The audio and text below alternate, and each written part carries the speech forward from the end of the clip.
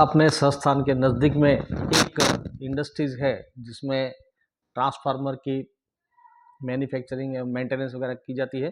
तो अब अपन चलते हैं इसमें ट्रांसफार्मर फैक्ट्री में विजिट के लिए। चलें आगे देखते हैं कि एक डिस्ट्रीब्यूशन ट्रांसफार्मर में भाग है वो वास्तविकता में किस प्रकार से हैं और उनकी मेंटेनेंस किस प्रकार से की जाती है। एक इंडस्ट्रियल विजिट के लिए चलते हैं। अभी आप ये स्टडी करने जा रहे हैं एक डिस्ट्रीब्यूशन ट्रांसफार्मर के भाग और डिस्ट्रीब्यूशन ट्रांसफार्मर जिसमें ये 11 से 440 का एक ट्रांसफार्मर है। इसका उपयोग कहाँ होता है? ये डिस्ट्रीब्यूशन ट्रांसफार्मर क्या करता है? स्टेप डाउन 11 केवी की जो लाइन आ रही है उसको 440 में करके और एक फेज और एक न्यूट्रल हर घर में अलग अलग लाइन दी जाती है। तो उसमें आउटपुट आपको न्यूट्रल भी चाहिए, तो इसलिए उसकी सेकेंडरी साइड जो होती है वो स्टार कनेक्टेड होती है ताकि आप 3 फेज और न्यूट्रल ले सके। इसलिए ये सेकेंडरी टर्मिनल है 1 2 3 4। अब इसमें एक न्यूट्रल है और 3 फेज के हैं, तो ये डिस्ट्रीब्यूशन। और प्राइमरी जो है ये प्राइमरी साइड हो गई जो ST है 11 केवी। यहाँ आपको 11 केवी की जो बुशिंग है ये आपको दिख ही रहा है कि ये बुशिंग जो है वो इसमें 11 केवी के हिसाब से डिस्टेंस मेंटेन करके रखते हैं और साथ में इसमें ये जो लेंथ है वो भी इस अकॉर्डिंग बनाई जाती है ताकि आपका हाई टेंशन लाइन इसमें जा रही तो 11,000 वोल्ट इसमें आते हैं, 440 वोल्ट यहाँ आउटपुट मिलती है। तो 3 फेज और एक न्यूट्रल, ठीक है। तो ये बाहरी जो उसका जो टैंक है, टैंक इस टाइप का होता है। टैंक के साथ कौन कौन सी चीज़ें लगी रहती हैं, ये पूरा ऐसा टैंक रहता है ना, ये ऊपर जो है इसको कंजर्वेटर बोलते हैं। ये आधा तेल से भरा रहता है, आधा खाली रहता है। आधा ऑयल से भरा है, आधा खाली रहेगा। और इसमें इसकी कनेक्टिविटी एक पाइप के द्वारा इस टैंक से जुड़ा रहता है। अगर मान लो इसके बजाय आप ट्रांसमिशन लाइन के लिए अगर काम में ले रहे होते तो प्राइमरी में 4 होंगे और सेकेंडरी साइड में 3 होंगे, क्योंकि स्टेप अप करके आपको दूर भेजना है। जनरेटिंग स्टेशन अगर है वहाँ से सीधी जो सप्लाई आ रही है 11,000 वोल्ट, तो सीधा उस समय क्या होगा, उसकी प्राइमरी साइड में 4 टर्मिनल होंगे, सेकेंडरी में 3 ही होंगे, क्योंकि वो वहाँ से फिर लाइन को ट्रांसमिट करते हैं। अब ये तो हो गया वो साइज के हिसाब से, बाहर के हिसाब से अलग अलग टैंक और बॉडी इसकी इस हिसाब से बनाई जाती है। इसके साथ में ये जो टैंक के साथ ये रेडिएटर, इस हिस्से को बोलते हैं रेडिएटर। ये पूरा खोखला है, इसमें पूरा तेल जो है, आप तेल का जो लेवल है यहाँ तक भरते हैं तो पूरा जो लेवल फुल भरा हुआ रहेगा और तेल का सर्कुलेशन इसमें भी रहता है। जैसे ही हवा के संपर्क में आएगा तेल ठंडा होगा। हमेशा अपन जानते हैं कि गर्म होने वाली चीज़ जो है ऊपर आती है, नेचुरल। तो जैसे ही अंदर से गर्म होगा तेल ऊपर की ओर आएगा, ऊपर इस पाइप के थ्रू जो तेल है वो धीरे धीरे ठंडा होकर के ना नीचे की तरफ बैठेगा, तो ये सर्कुलेट ऑटोमेटिक होता रहता है। तो इसका कूलिंग के लिए ये साइड में दे के रखते हैं। किसी किसी ट्रांसफार्मर में पहले या पाइप के भी रेडिएटर होते थे, 1 2 3 पाइप साइडों में लगाते थे। पाइप है या इसकी डिज़ाइन चेंज कर दी, तो ये फ्लैट टाइप डिज़ाइन कर दी इसकी, ताकि ज़्यादा से ज़्यादा हवा संपर्क में आए। इसमें क्या होगा, हवा का संपर्क अधिक से अधिक आए। एक जगह पाइप होता तो उसका हवा का संपर्क कम हो जाता। जैसे जैसे आवश्यकता पड़ती गई मॉडिफिकेशन होता गया। अब इसके अंदर क्या होता है, अंदर का कंस्ट्रक्शन देखना है। बाहर का तो देख ही लिया, अंदर का कंस्ट्रक्शन देखें अपन। ये एक ट्रांसफार्मर है जिसके अंदर के भाग, अंदर, अच्छा ये ब्रीदर, इस कंजर्वेटर के साथ लगता है ब्रीदर। ब्रीदर क्या काम करता है? नमी को सोखना। अब वो नमी को किस प्रकार से सोखेगा? अगर मान लो किसी ट्रांसफार्मर में ज़्यादा भार पड़ गया, उसका तेल बहुत ज़्यादा गर्म हो गया, गर्म होकर के ना ये तेल ऊपर की ओर उठेगा। तो अपने पहले से ही इसको आधा खाली रखा है, आधा भरा हुआ है, तो खाली हिस्सा जो तेल ऊपर उठेगा उसके लिए जगह चाहिए, तो तेल ऊपर उठेगा। तो जो खाली हवा है, जिसमें हवा वाला जो हिस्सा है वो हवा बाहर आ जाएगी। फिर जैसे तेल ठंडा होगा तो वापस तेल ठंडा होने से नीचे की तरफ जाएगा, तो इसमें वापस हवा आएगी।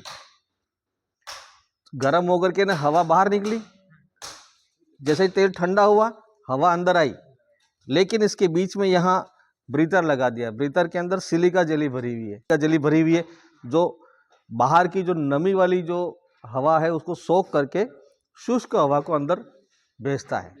ताकि अंदर तेल में मॉइस्चर नहीं आए।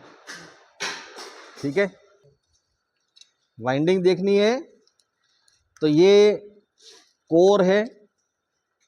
कोर भी आपकी टैप्ड कोर है भी दो प्रकार की, एक तो फ्लैट होगी और एक टैप्ड होगी। टैप्ड का मतलब सेंटर में जो चौड़ाई उसकी ज़्यादा है, फिर थोड़ा सा कम, फिर उससे कम, ऐसे करके ना एक सर्कुलर आकृति बन जाती है। गोलाकार आकृति बनाने के लिए टैप्ड कोर काम में लेते हैं। वोल्टेज कम, एम्पियर ज़्यादा, वोल्टेज ज़्यादा, एम्पियर कम, तभी तो अपना ट्रांसमिशन और डिस्ट्रीब्यूशन सिस्टम काम करता है। ट्रांसमिशन लाइन में क्या करते हैं अपन, ट्रांसमिशन लाइन में क्या करते हैं, वोल्टेज ज़्यादा करके और एक स्थान से दूसरे स्थान पर पहुंचाते हैं, ताकि अगर उसके वोल्टेज बहुत ज़्यादा हो गए, करंट कैपेसिटी कम हो गई, करंट कम होगी तो वायर हल्का लगेगा, वायर पतला होगा, आसानी से पूरे वोल्टेज ट्रांसफर कर सकते हैं। और वहां जाकर अपन डाउन कर रहे हैं वोल्टेज को जैसे ही आपने डाउन किया, वोल्टेज को डाउन किया, करंट अधिक हो गई। अपन जैसे ट्रांसफार्मर का KVA, kilo volt ampere, KVA मान लो ये 25 KVA का है तो 25,000 वोल्ट एम्पियर हो गया। उसमें प्राइमरी का भाग लगाओ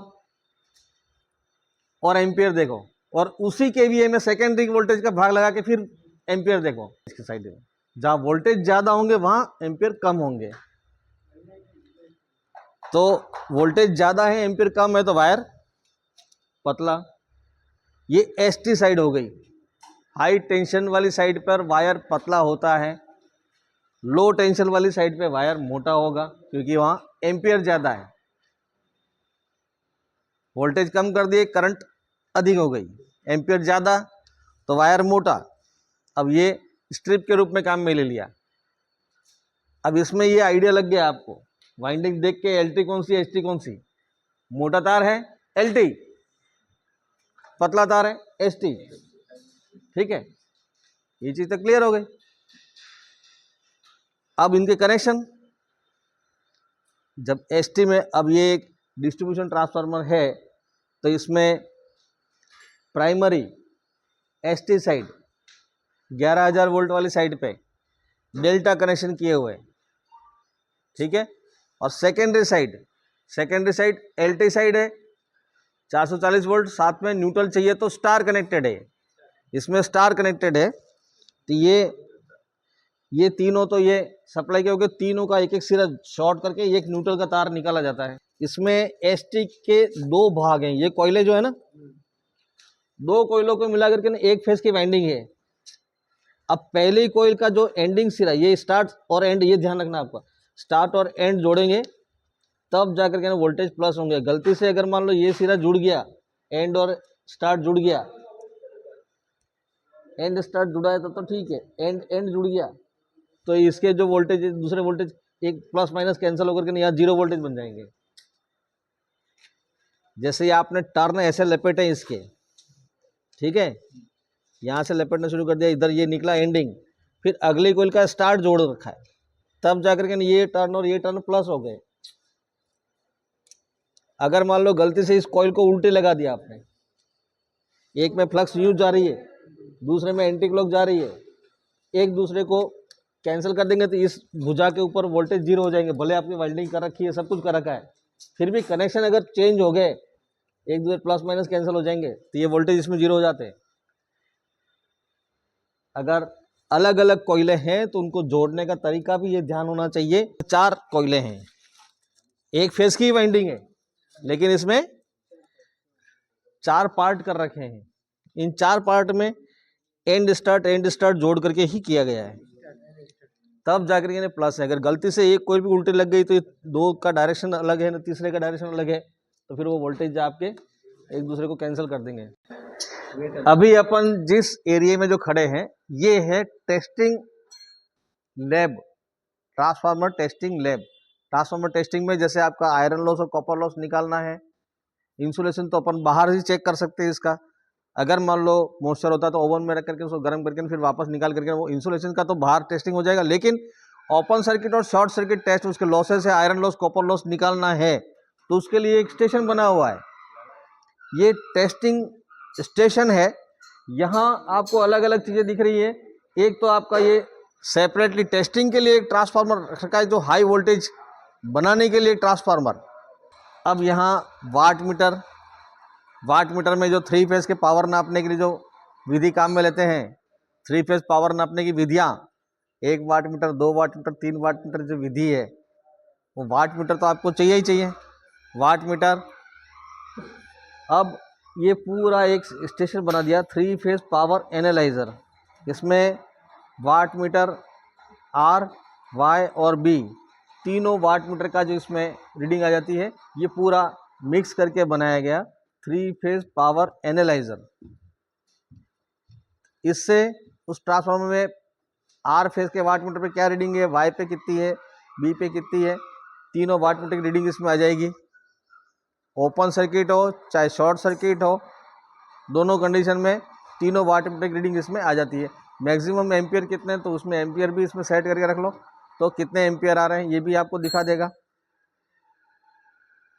ठीक है, और सप्लाई ऑन करके इस एनालाइजर से 1 वाट मीटर में आर में कितने, वाई में कितने, बी में कितने, तीनों की जोड़ करके और टोटल भी इसके लॉसेस आ जाते हैं। आयरन लॉस, कॉपर लॉस निकालना है, एलटी को शॉर्ट करना है, और एसटी में लो वोल्टेज सप्लाई 11,000 नहीं देने, उसको कम देने हैं आपको, और वो धीरे धीरे बढ़ाते हुए वेरिएक के द्वारा। तो उसके लिए अपने को सेपरेटली ट्रांसफार्मर चाहिए, तो ये सेपरेटली ट्रांसफार्मर टेस्टिंग के लिए यहाँ रख रखा है। ठीक है, ये तो 2 टेस्टिंग हो गए आयरन लॉस और कॉपर लॉस के लिए। एक टेस्ट और होता है लीकेज टेस्ट। वो लीकेज टेस्ट जो अभी आपके उसमें भी नहीं है, और वो ये है कि आपने वाइंडिंग करके नया ट्रांसफार्मर बना दिया, वो टैंक के अंदर रखा है, और टैंक और उस वाइंडिंग के बीच में जो आपका जो ऑयल भरा हुआ है, और उसके बीच में कहीं मॉइस्चर वगैरह लग करके ऐसा तो नहीं कि उसकी वाइंडिंग जो है वो बॉडी को, वो इंसुलेशन को ख़राब कर दे, तो उसमें मैक्सिमम कितने वोल्ट सहन कर सकता है। तो उसके लिए क्या करते हैं, एसटी के सीधे तीनों टाच शॉर्ट करके फिर वो हाई वोल्टेज टेस्ट करते हैं। तो 11,000 का है तो उसके दुगुना वोल्टेज देंगे, 11 दूनी 22,000 वोल्ट उसको केवल तीनों तरफ शॉर्ट करके एक ही फेज देना। आप एक ही फेज देना, तीनों फेज नहीं देने, एक फेज देना है। वो दुगुने वोल्टेज बढ़ा के 11 के बजाय 22 किलो वोल्ट दे करके फिर देखना है कि अगर मान लो कोई फॉल्ट तो नहीं होता है इसमें, फिर वापस उसको डाउन करके तो टेस्टेड ओके हो जाता है। इसके अलावा डबल फ्रीक्वेंसी लगा के भी टेस्ट करते हैं, फ्रीक्वेंसी डबल 50 हर्ट्ज पे तो ये ट्रांसफार्मर काम करते ही करते हैं। अगर उसके बजाय आप 100 हर्ट्ज फ्रीक्वेंसी पे भी उसको टेस्ट करना हो, तो डबल फ्रीक्वेंसी से भी उसको टेस्ट किया जाता है। वो करके फिर आगे अप्रूव करके जाता है, तब आपको डबल फ्रीक्वेंसी दे करके देना है। वो तो डबल फ्रीक्वेंसी करके उस ट्रांसफार्मर को देना जो आपने तैयार किया है उसको। तो ये टेस्ट पूरे जो 440 वोल्ट का है, तो 440 साइड पे ही सप्लाई देंगे, 440 पे जो सप्लाई देनी है, लेकिन वो 100 साइकिल पर सेकेंड, उसके लिए अलग से एक जनरेटर लगा करके आपको ज़्यादा स्पीड करके डबल फ्रीक्वेंसी करके फिर उसको सप्लाई को देना है एलटी साइड में। तो उससे क्या होता है, तो टेस्टिंग हो जाता है कि भाई डबल फ्रीक्वेंसी भी अगर आ जाती है तो भी ट्रांसफार्मर ये काम कर लेगा, उसमें कोई ऐसी डिफिशियंसी नहीं आती है। अगर मान लो छोटा मोटा कोई एरर है तो वो वहीं पर फॉल्ट बता देगा। तो इस तरह से ये ट्रांसफार्मर को हर तरीके से उसको टेस्ट करके फिर आगे भेजा जाता है।